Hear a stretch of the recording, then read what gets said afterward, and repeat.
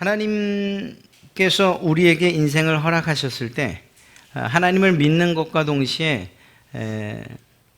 우리가 걷는 그 길이 마치 꽃길과 같을 것이라는 그러한 생각을 하는 경우가 많습니다. 그런데 실제적으로 예수님을 믿는 그 길이 오히려 성경에서는 좁은 길이고 또 험한 길, 협착한 길, 이렇게 표현이 되고 있다라는 것입니다.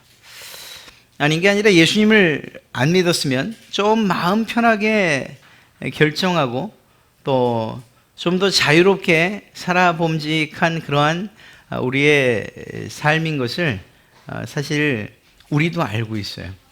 이 부분에 있어서는 내가 믿지 않았더라면 좀 더 자유분방하게 그리고 좀 더 편안하게 그렇게 살았을 텐데 먹고 마시는 일이라든가 아니면 또 다른 주님께서 이건 죄야 라고 말씀하셨던 여러 가지 세상에서는 죄라고 취급하지 않는 이런 일들, 양심에 꺼리낌 없이 그렇게 편안하게 살아갔을 텐데 예수님을 믿고 보니까 그런 일들이 우리의 양심의 가책이 되기도 하고 그래서 사람들과 세상 사람들과는 다른 그러한 삶을 살게 되더라는 것이죠.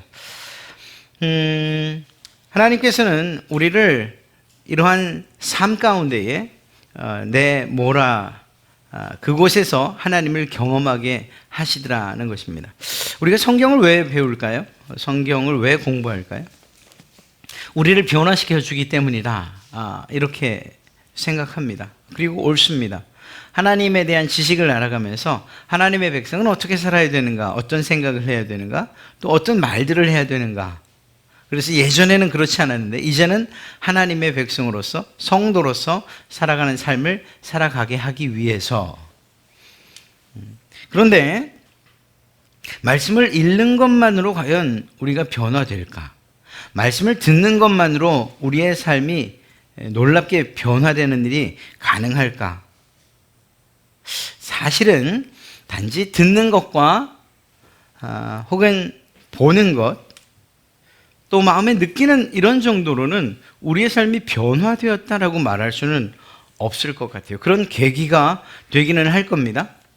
무슨 말인가 하면 우리는 살아가면서 실제 이 예배당이 아니라 하나님의 말씀이 선포되는 이곳이 아니라 세상에서 살아가면서 그러면서 우리의 변화되어지는 모습들을 보게 된다는 거예요.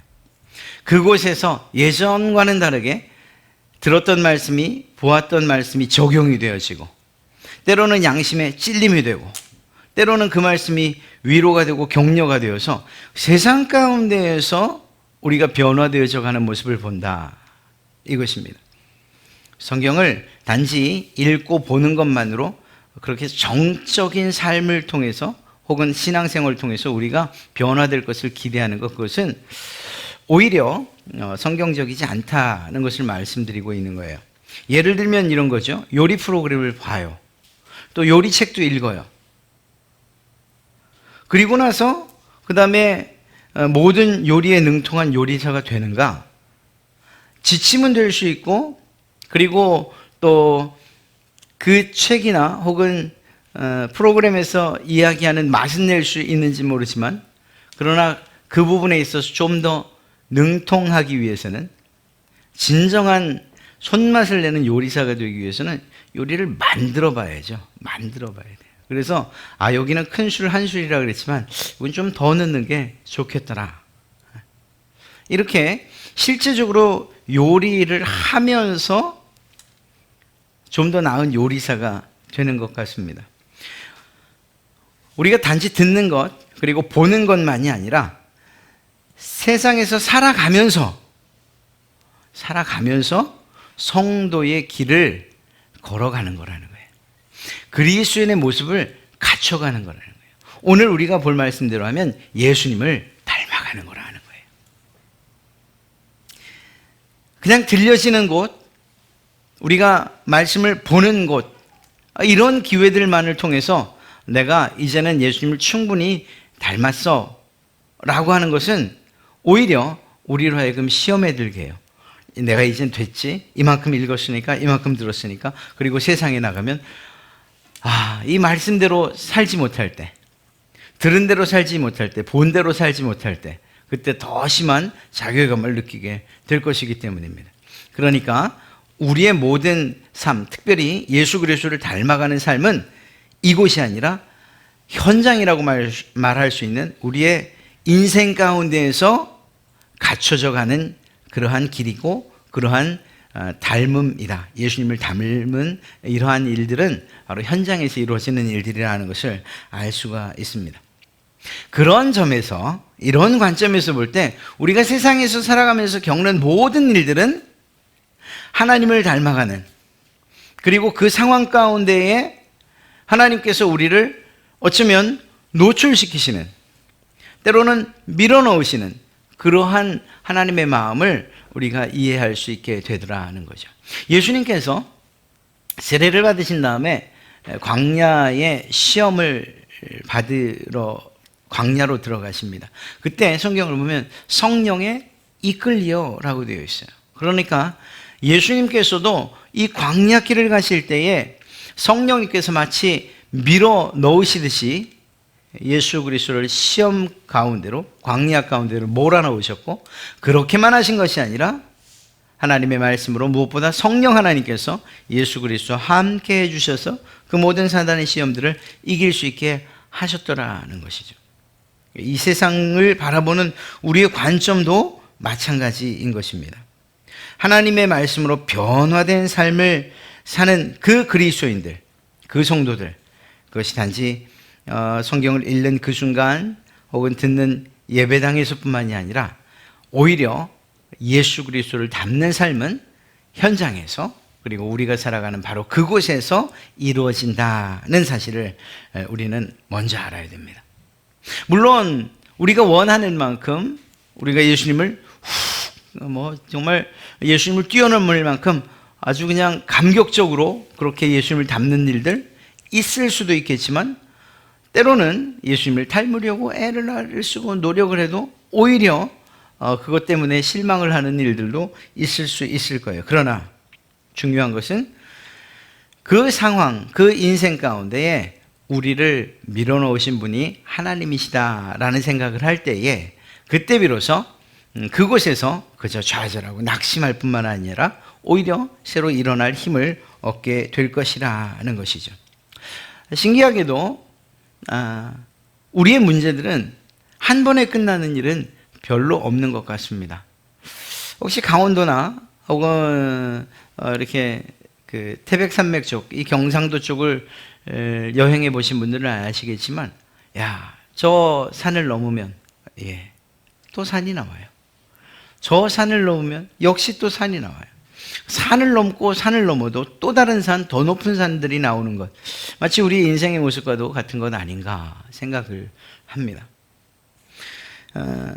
우리의 사는 그러한 세상과 그러한 삶 가운데에 우리에게 많은 시련과 혹은 슬픔이 있을 수 있지만, 그러나 그 가운데에서 예수 그리스도로 말미암아 평안을 느끼고 그것을 누리며 더 나아가 예수 그리스도를 닮은 삶을 살게 하시려는 것, 그래서 결국 내가 너와 함께 있다라는 사실을 깨닫게 하시려는 것이 하나님 아버지의 뜻인 줄로 믿습니다.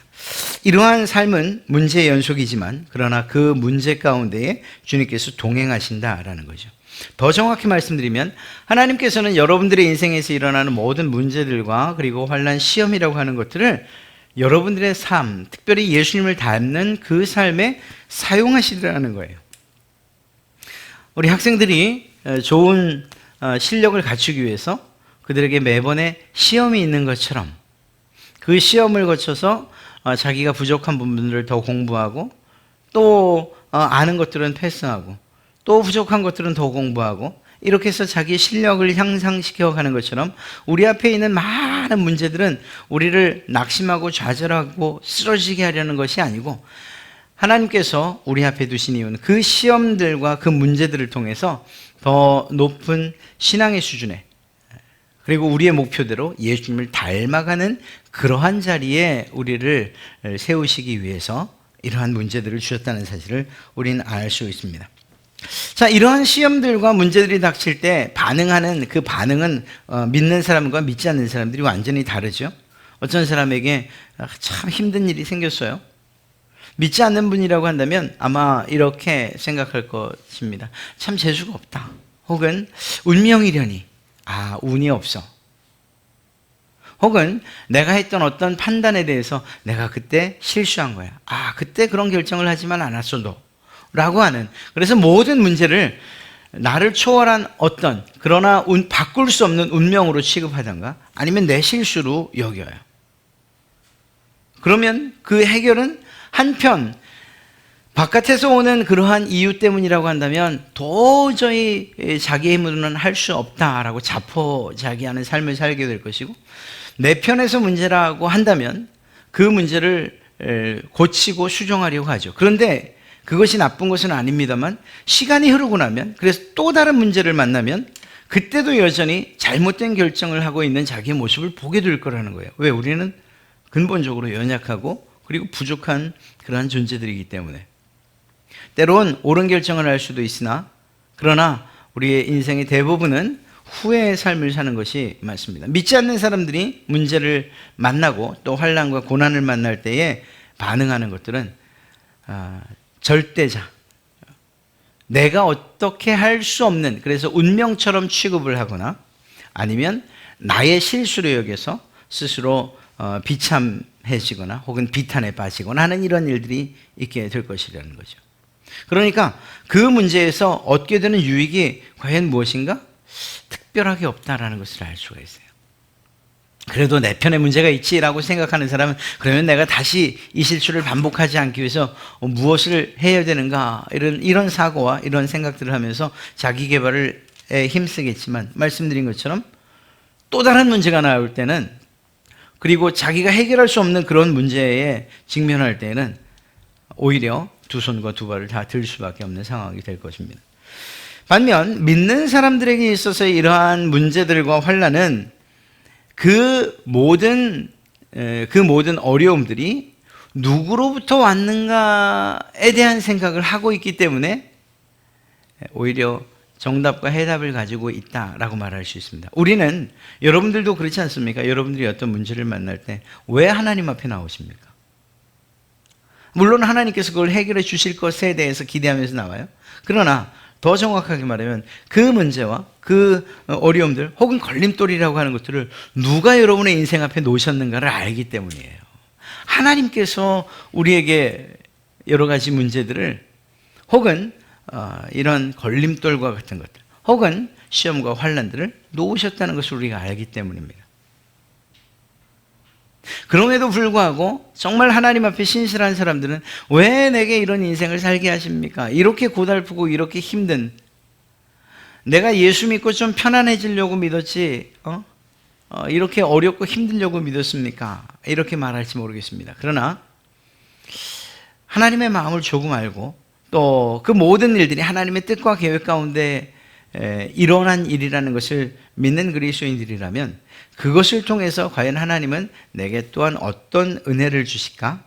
또 내게 어떤 성숙한 신앙의 수준을 허락하실까? 더 나아가 내게 어떤 복을 내리실까? 하는 것을 오히려 기대할 수 있을 것이라 하는 것입니다. 이것이 말처럼 쉬운가? 그렇지는 않죠. 어려운 일 당했을 때 이 일을 통해서 주님께서 내게 주실 그 복을 기대합니다. 이렇게 하면 좋겠습니다만 이게 참 쉬운 일은 아닌 거예요. 그 고통의 무게가 때론 너무 크기 때문에요. 하나님께서 우리 앞에 놓으셨다는 사실, 이것은 성경의 여러 가지 이야기들을 통해서 알 수가 있습니다. 여러분, 요셉을 감옥에 갇히지 않도록 하나님은 하실 수도 있었고요. 다니엘이 사자굴에 들어가지 않을 수 있도록 하셨을 거예요. 할 수도 있으셨을 거예요. 또 엘리야로 하여금 이세벨에 의해서 엘리야가 고통당하지 않도록 이세벨까지도 미리 처단하실 수도 있으셨을 거예요. 다니엘의 세 친구들을 불타는 그러한 풀무불 가운데 던지지 않거나 혹은 막으실 수도 있었을 거고요. 예레미야를 구덩이에 던지시는 일, 그런 일 없을 수도 있었을 것입니다. 사도 바울이 그토록 수없이 많은 고난과 고통과 감옥에 또 매맞음, 배에 파손당함, 이런 일들 없이도 주의 복음을 증거하도록 하실 수 있으셨을 거라는 거예요. 그런데 이들에게 일어난 많은 일들, 또 그 외에도 성경 안에 있는 많은 인물들이 당했던 많은 고난들을 통해서 결국 그들이 무엇에 이르렀는가? 하나님 앞에 더 가까이 가는 방법을 배우더라는 거예요. 하나님에게로부터 힘과 능력을 공급받으라는 거예요. 그 일을 통해서 하나님이 찬송과 영광을 받으시더라는 거예요. 그것이 성경에 나타난 많은 우리가 본받고 싶은 믿음의 선배들이 고난과 환난을 겪은 이후에 일어났던 일들인 것을 우리가 알 수 있습니다. 그렇다면 이건 우리도 마찬가지 아니겠어요?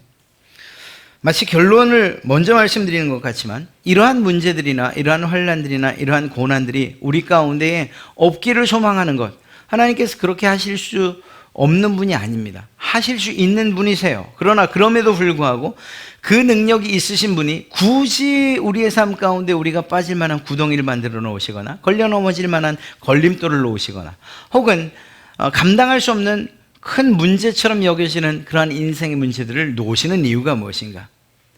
안타깝게도 우리는 그 감당하기 어려운 환난 혹은 삶의 소망이 없다 말하는 그때 비로소 하나님을 찾으라는 거예요.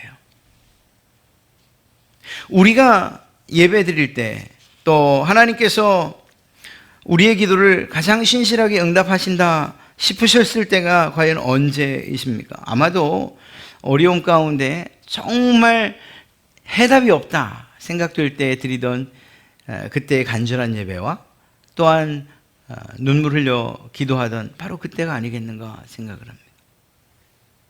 제가 우스갯소리처럼 농담처럼 말씀드리지만 그건 사실이에요. 새벽 예배 굳이 혹은 금요 예배 굳이 나오라고 제가 말하지 않아도 어떤 상황들이 생기면 또 정말 내 힘으로 감당하지 못할 만한 일들이 생기면 제가 쉬라고 해도 아마 그분은 어쩌면 작정기도도 들어가고 어쩌면 금식기도도 들어가실지 몰라요. 이유가 뭘까요? 그 문제를 해결하실 수 있는 분이 오직 한 분 하나님이시라는 것을 알고 있고 또 그러한 믿음이 있기 때문인 것이죠. 객관적인 입장에서 보면 결국 그렇게 그분이 만난 어려움 때문에 참으로 마음의 고통을 당하고 육신의 어려운 일들을 만나지만 그러나 놀랍게도 영적으로는 하나님께 더 가까이 나가는 모습들을 보게 되더라는 거예요. 인간의 눈에서도 보인다면, 목사의 눈에도 보인다면 하나님께서 그러한 일들을 계획하셨다 이렇게 말하는 것이 옳지 않겠습니까? 우리에게 닥친 어떤 문제도 하나님의 허락 없이는 일어날 일이 단 한 가지도 없다는 것. 하나님의 모든 주권 아래 통치되고 있고 다스려지고 있기 때문에 우리가 생각하기엔 어째 내게 이런 일이라고 말하는 뜻밖의 사건이라 하더라도 그것 역시 하나님의 계획과 뜻 안에서 이루어지고 있다라고 우리는 믿을 수 있는 줄로 믿습니다. 더 나아가서 이렇게 일어난 모든 일들은 결과적으로는 우리의 영적으로 매우 중요하고 그리고 큰 성장을 주는 그러한 일이 반드시 될 것이라는 사실입니다.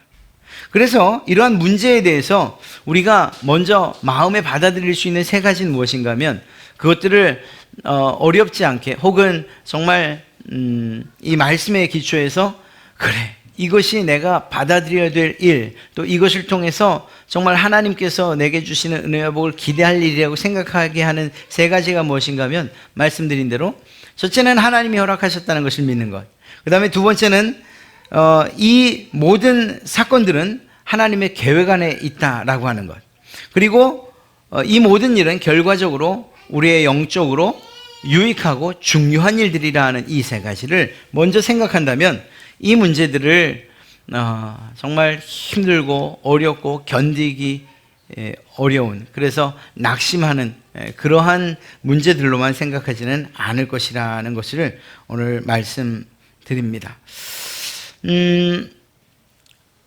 로마서에서는 이렇게 이야기를 하고 있습니다. 하나님을 사랑하는 자, 곧 그 뜻대로 부르심을 입은 자들에게는 모든 것이 합력하여 선을 이룬다. 이렇게 이야기를 하고 있어요. 그리고 그 뒤에 무엇이라고 말하는가 하면 하나님이 미리 아신 자들로 또한 그 아들의 형상을 본받게 하기 위하여 미리 정하셨다. 즉 다시 말해서 어떠한 일이든지 간에 이 모든 일들은 믿는 자들에게 있어서 선을 이루시려는 하나님의 뜻 가운데 일어나는 일이다. 그리고 서로 다른 사람들이라 할지라도, 다른 사람들에게 일어난 일이라 할지라도 그것들이 합력하여 정말 오묘한 이 하나됨, 연합 가운데에서 결국은 하나님의 선을 이루어간다는 것을 우리는 보게 될 것이다. 무엇보다 이러한 일들을 통해서 우리는 하나님의 아들, 즉 예수 그리스도의 형상을 본받아 가게 될 것이라 이렇게 이야기하고 있다는 것입니다. 우리는 이렇게 생각을 합니다. 어떠한 문제가 일어날 때에 그것을 해결하는 방법, 또 그 해결의 그것들을 그 문제로부터 벗어나려는 이러한 노력들을 할 때에 우리 안에 어떤 긍정적인 요소가 있으면 될 거라고 이야기를 해요. 이 정도는 내가 충분히 이겨낼 수 있다. 긍정적인 마인드, 웃자. 그리고 또 기뻐하자. 아무것도 아니라고 생각하자. 너는 할 수 있다고 말하자.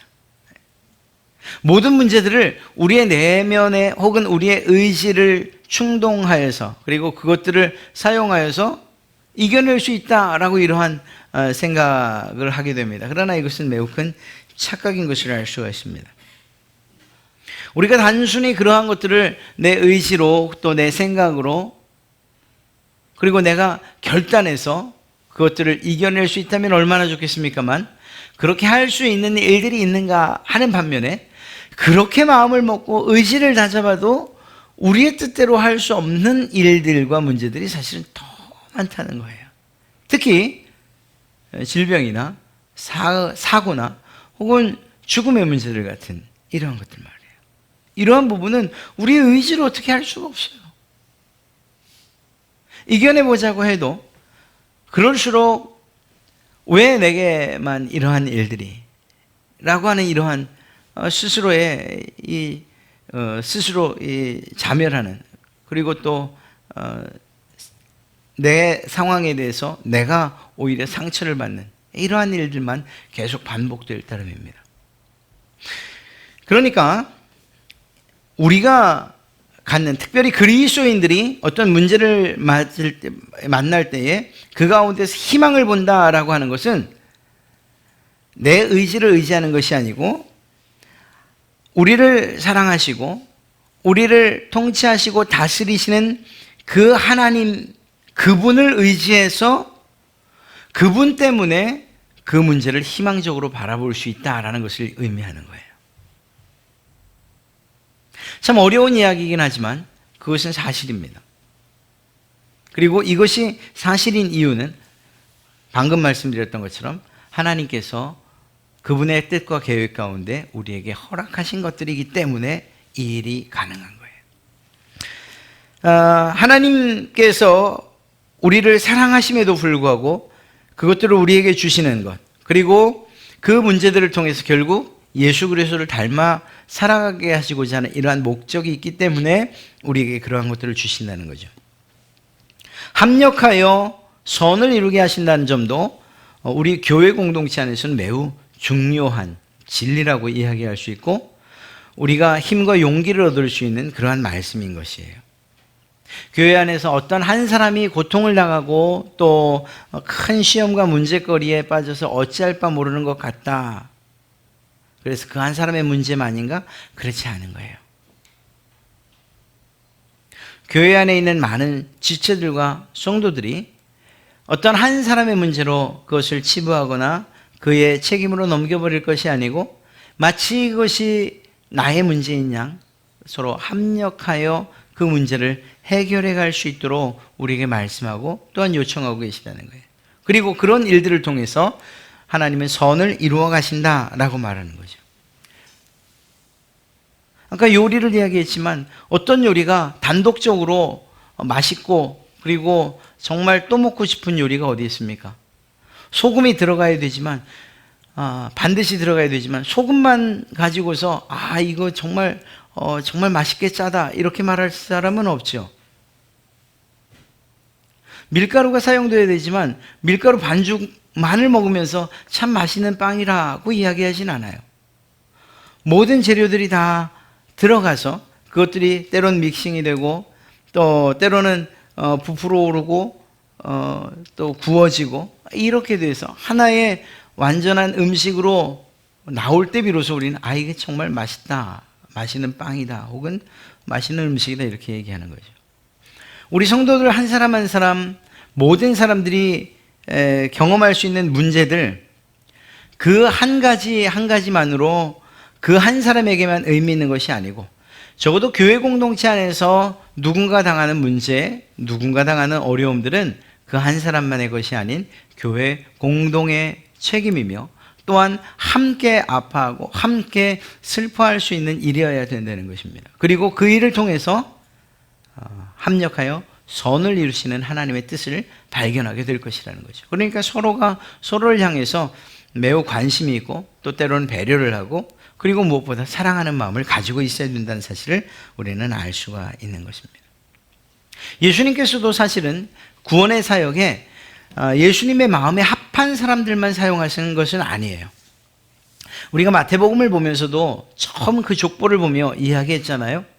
거기에 결코 그 당시에 어떤 사고로는,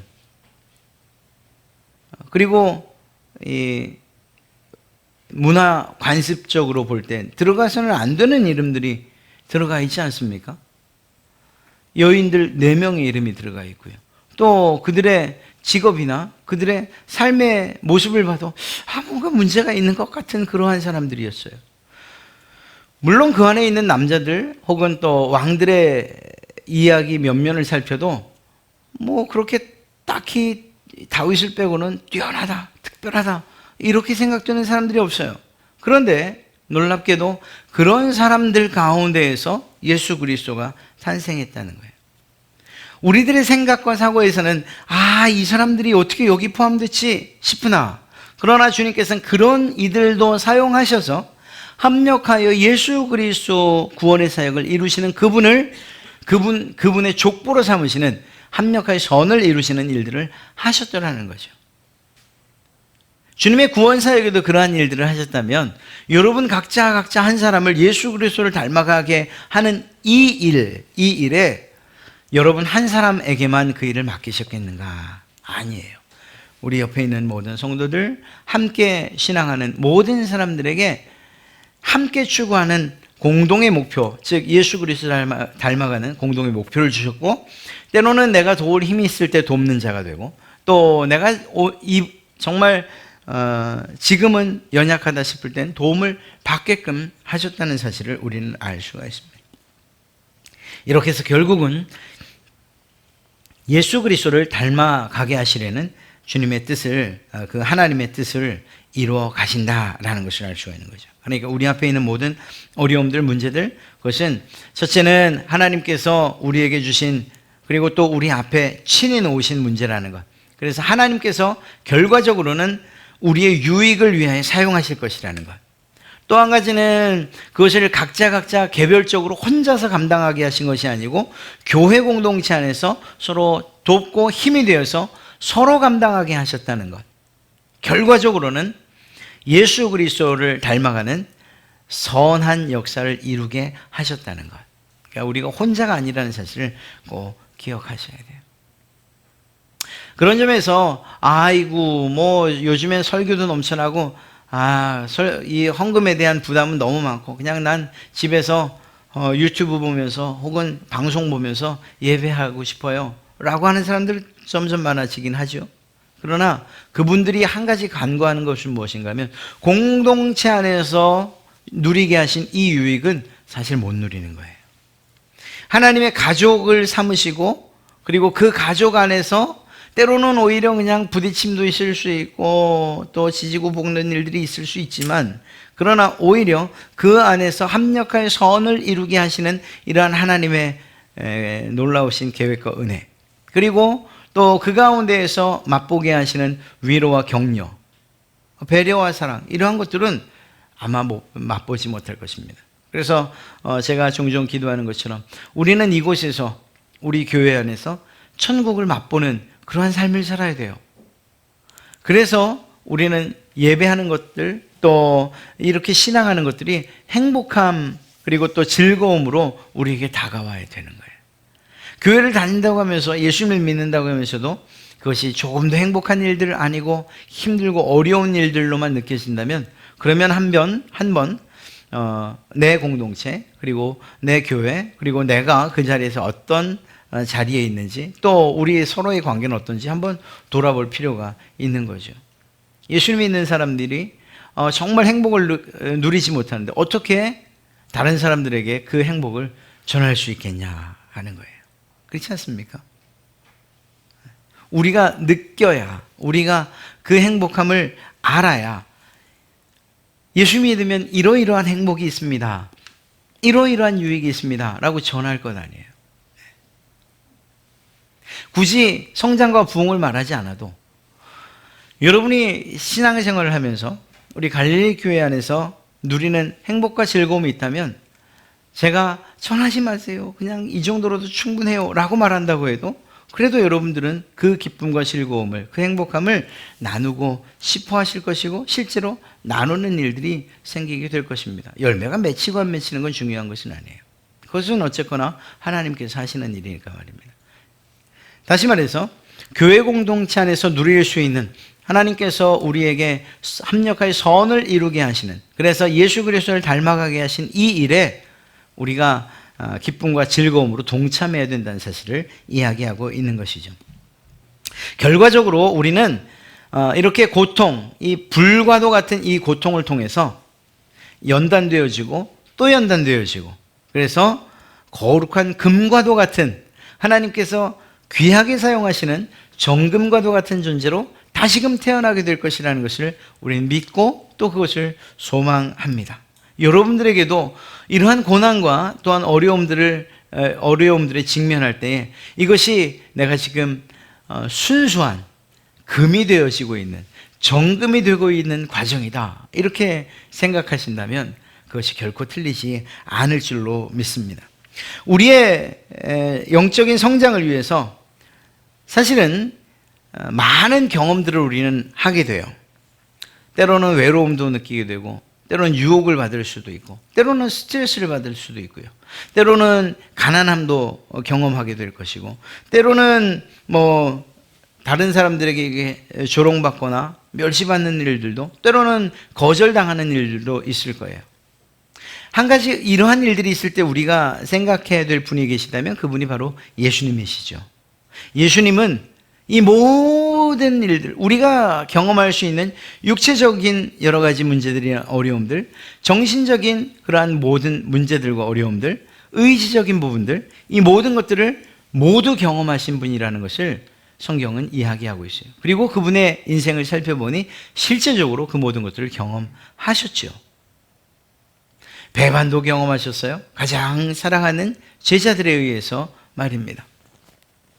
많은 사람들에게 정말 아낌없이 나눠주고 퍼줬는데 그들에 의해서, 그 사람들에 의해서 예수를 십자가에 못 박으라 하는 이러한 정말 가슴 아픈 소리를 들으셔야 했어요. 실제적으로 침뱉음을 당하기도 하셨고요. 때로는 이 가시관을 쓰시면서 조롱을 당하기도 하셨어요. 우리는 지금 이 자리에 있는 우리는 맞아보지 않은 그러한 매를 맞기도 하셨고, 그리고 그 고난 가운데에서 결국은 십자가에 못 박혀 죽기까지 하셨다는 겁니다. 그분은 정서적으로나 감정적으로나 혹은 육체적으로나 영혼적으로 하나님께서 고개를 돌리시는, 그래서 어찌하여 나를 버리십니까? 라고 하는 이러한 최종적인 고백에까지 이르기까지 철저하게 하나님으로부터도 외면받았다. 그래서 예수님이 경험하신 모든 고난과 고통과 문제, 그리고 그분이 경험하신 모든 것, 그러한 주님께서 결국은 십자가에서 죽으심과 그리고 또 그 이후에 다시금 부활하시는 사건을 통해서 다시금 영광을 취하셨다. 이 사실이 우리에게 힘이 되고 용기가 되는 거예요. 우리가 당하고 있는 어떤 어려움이 있을 때 한번 생각해 보세요. 주님도 이런 고난을 당하셨을까? 아마 대부분 그러한 고난과 어려움을 당하셨을 거예요. 주님께서도 이런 배반감을 느끼셨을까? 그때 느끼셨겠구나. 우리가 지금 어떤 수치와 모욕을 당할 때 주님께서도 이런 수치와 모욕을 당하셨겠는가? 당하셨죠. 침뱉음 당하시면서까지. 이러한 여러 가지 우리 모든 사람들이 겪을 수 있는 이러한 모든 문제들을 이미 주님께서는 다 경험하셨다는 거예요. 그리고 그분은 죽으신 것으로 끝난 것이 아니고 부활하시고 승천하심으로 말미암아 그 영광을 회복하셨다는 거죠. 결국 우리가 경험하는 모든 것들은 이미 주님께서 경험하신 것이고, 그렇다고 한다면 우리는 이러한 모든 문제들과 어려움들을 결국 우리의 신앙의 영적인 성장을 위해서 적극적으로 오히려 수용하고, 그리고 그것들을 받아들이는 이러한 일들이 필요하지 않겠는가 하는 이러한 말씀을 드리는 것입니다. 왜 내게만 이런 일이? 라고 말하는 것이 아니고, 난 너무 어려워서 예수 믿지 못하겠어요. 믿으면 누가 복 준다고 해서 내가 이렇게 나왔는데 이게 복입니까? 이렇게 말하지 않고 말입니다. 실제적으로 예수님처럼 이러한 문제들과 우리의 삶의 고난을 대처할 수만 있다면 우리가 그것들을 잘 이겨내고 또 오히려 그 가운데에서 희망과 소망을 볼 수 있지 않겠습니까? 자, 그렇다면 우리가 어떤 생각으로 그런 것들을 경험해야 되는가, 또 그것들을 받아들여야 되는가? 첫째는 우리가 앞에 이야기했던 것들을 다시 한번 되짚는 그러한 의미로 보셔도 상관없습니다. 첫째는 하나님의 계획, 여러분들 각자를 향한 하나님의 계획이 완전하시고 그리고 선하시다는 사실을 기억하십시오. 하나님께서 여러분들에게 가장 좋은 것을 주길 원하시는 분이라는 그런 아버지 하나님이라는 것을 꼭 기억하시기를 주님의 이름으로 축복합니다. 이 생각 한 가지만 가져도 우리가 직면하는 모든 문제들 또 어려움들을 능히 이겨낼 수 있으리라 믿습니다. 예레미야서 29장 11절에서도 말하잖아요. 나 여호와가 말하노라. 너희를 향한 나의 생각은 내가 안 하니 재앙이 아니라 곧 평안이요 너희 장래에 소망을 주려 하는 것이라. 하나님의 뜻이 그렇다는 것입니다. 요셉은 또 이렇게 고백을 하죠. 당신들은 나를 해하려고 하였으나, 형제들에게 말하는 거예요, 하나님은 그것을 선으로 바꾸셨다. 이렇게 이야기하고 있어요. 그러니까 하나님께서 여러분들에게 여러분들이 만나게 하신 그러한 만나도록 놓아두신 그러한 구덩이나 혹은 돌불이나 혹은 우리의 인생의 어려운 문제들, 이런 것들이 하나님의 선하신 여러분들에게 가장 좋은 것들을 주기 원하시는 하나님의 마음 때문에 놓여졌다고 믿는 거예요. 그리고 그것은 사실이고요. 우리가 스스로 고통이나 문제가 아니라, 그것들을 그렇게 바라보는 것이 아니라 이 일을 통해서 하나님이 어떤 일들을 이루실 것인가 하는 하나님의 계획과 뜻에 초점을 맞춘다는 이것이 중요한 것입니다. 그렇게 바라볼 수 있다면 오히려 내가 이 문제를 통해서 얼만큼 영적으로 성장하게 될지, 또 하나님께서 내게 어떤 은혜와 복을 주시게 될지에 대해서 기대하면서 그것을 맞을 수 있다라는 거죠. 공부를 한 친구들의 이야기가 그렇잖아요. 시험 문제를 기쁘게 받아드는, 도저히 이해할 수 없는, 그러나 그들은 자신들의 그러한 그 실력들을 점검해 볼 수 있는 기회로 삼는 거죠. 그리고 한 단계 더 높아지는 거예요. 저희 아버지가 그렇게 얘기를 하셨었어요. 제가 그랬다는 게 아니고. 시험 문제가 기대되지 않더냐. 전 기대가 안 되는데. 기대가 되셨대요. 왜냐하면 실력을 측정하고 그리고 한 단계 업그레이드를 할 수 있는 기회니까 말이에요. 우리가 집중해야 되는 것은 그냥 그 문제를 만났을 때 내 안에 드는 이런 감정 혹은 또 내 처지 내 모습 이런 것들에 눈을 돌리지 마시고 오히려 하나님께로 집중하시고 그것을 우리에게 주시면서 함께 응원하시는 그러한 예수님께로 눈을 향하여 드십시오.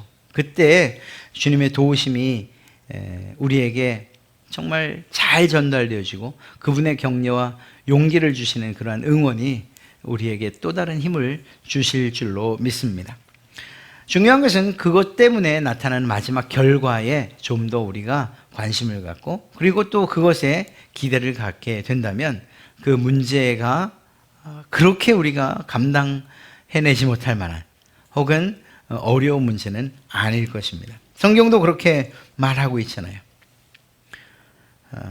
그 고난을 통해서 그 고난 이후에 장차 나타날 영광과 비교한다면 그 고난은 아무것도 아니더라 이렇게 이야기하고 있지 않습니까? 또 우리가 감당할 시험 외에는 우리에게 주지 않으신다고 말씀하고 계시죠. 이러한 문제들에 대해서 우리의 감정의 부분은 어때야 되는가? 하나님께 감사하는 마음으로 그리고 기쁜 마음으로 그것들을 맞이해야 된다. 야, 무슨 고난을 맞이합니까? 그런데 그렇게 하는 것. 한번 우리가 한번 해보면 어떨까 하는 그런 생각도 듭니다. 고난아 오거라, 바람아 불어라. 사실 그 동남풍아 불어라 그 찬양 있지 않습니까? 동남풍 불고 서북풍 불 때 얼마나 힘들겠어요. 그러나 그러한 일들을 통해서 결국은 예수 그리스도의 향기가 우리를 통해서 여러분을 통해서 흘러 전파되어진다는 사실. 그래서 하나님께서 찬송과 영광을 받으신다는 사실을 생각한다면 감사와 찬양으로 그리고 기뻐하는 마음으로 그러한 문제들을 그리고 또 어려움들을 우리가 맞이할 수 있지 않겠는가 이러한 생각도 해봅니다.